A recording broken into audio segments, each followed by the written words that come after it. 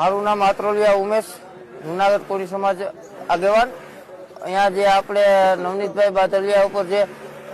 હુમલો થયો એ બાબતે અમે અહીંયા એને આજે ખબર અંતર પૂછવા માટે આવેલા અને જે ઓલું આપણે મારું કોલ રેકોર્ડર એક વાયરલ થયું હતું એ બાબતે આપણે જયરાજને ફોન કરી અને એવું કીધેલું કે ભાઈ આમાં નવનીતભાઈ બાદલિયાએ તમારા બેનની છેડતી કરી નથી અને કરી હોય તો પણ તમારે કોળી સમાજના યુવાન ઉપર આ રીતે હુમલો કરાવવામાં આવતો નથી। અને એ પછી કોઈ અમુક એ સમાજના લુખાવ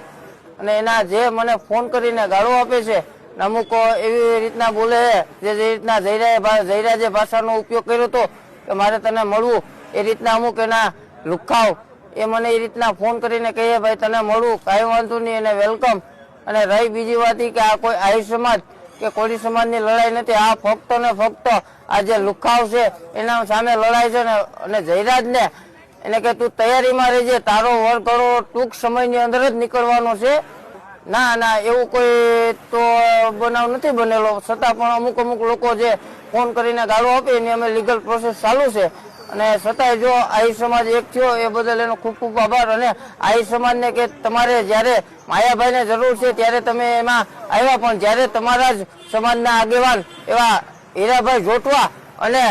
પ્રવીણભાઈ રામ એને જ્યારે જરૂર હતી ત્યારે આહિર સમાજ ક્યાં હોતો હતો? મારે આહિર સમાજને પણ એક પ્રશ્ન છે।